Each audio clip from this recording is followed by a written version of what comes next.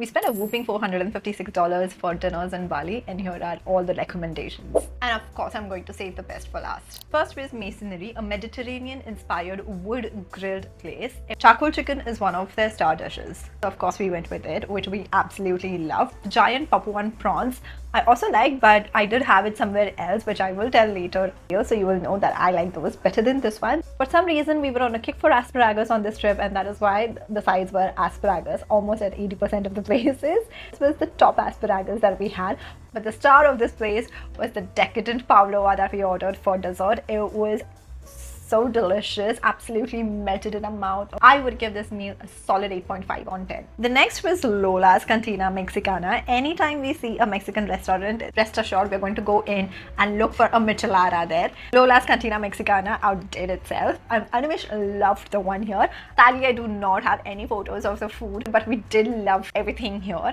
We did go back on one of the days for a second round of micheladas. It was jam-packed every single time. The next one was Georgian restaurant called Tarragon. Now before I speak about Tarragon, we went for a sunset at La Cima, which was at Grun Uluwatu. It was fantastic. Unfortunately, they had a barbecue dinner set up and we did not want to eat so much, so we only went with one dish, which was the hummus with crudités. It was the best hummus I've ever had, and we were quite full from that. Coming back to Tarragon, since we already had hummus with some crudités and pita, we skipped the khachapuri, which is like a star dish at Tarragon, but we did go for kinkali, which is a soup dumpling, chicken kinkali, creamy soup. I absolutely loved it. Anything that has a soup dumpling, I'm already sold, and the Georgian soup dumplings, the ambience was a little dull for my liking. We also had ordered chicken shashlik. We have had better shashlik than the one that we had here, so no comments on that. The deciding factor to go to Tarragon was that they had baklava on the menu. Unfortunately, it did not hit the right spot on the texture front, but it was tasty nonetheless.